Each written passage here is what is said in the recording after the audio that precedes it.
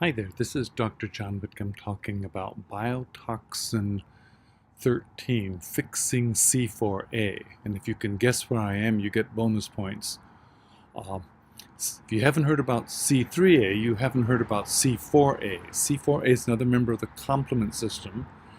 And in biotoxin illness, it's the mannose binding lectin pathway, MBL, that tends to be activated, and complement kills bacteria nonspecifically by punching a hole in their membrane and kills them.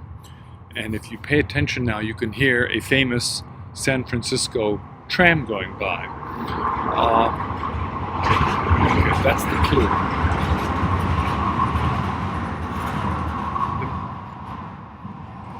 What gets activated in the mannose binding pathway is through MASPs, which are the MBL pathway-associated serine proteinases. If you can remember that term, you're a winner.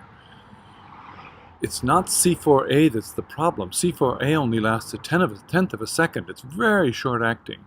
But the MASPs, M-A-S-P-S proteins, once they're activated, they can keep going and going and going.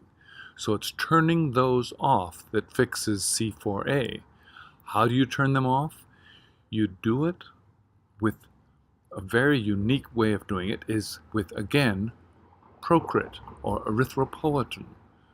Now, erythropoietin works like a charm, but it's quite controversial, and there's an FDA black box warning about it. But another thing that turns it off is VIP nasal spray. VIP nasal spray works wonderfully as well, and that probably should be the replacement method of choice. Works quite quickly, might take a couple months to sort it out. Of course, the first step is you have to be out of the mannose binding pathway. You have to be in a place that isn't continuing to set off your mold illness. And what you can tell is C4a becomes a marker of how sick you are. In fact, C4a will rise on the premise of sicker quicker. Well, you'll see levels of 10,000, 20,000, 50,000 rising. So what will work for me? You want to monitor C4a's way of seeing how sick you are. You can get it if you can get it.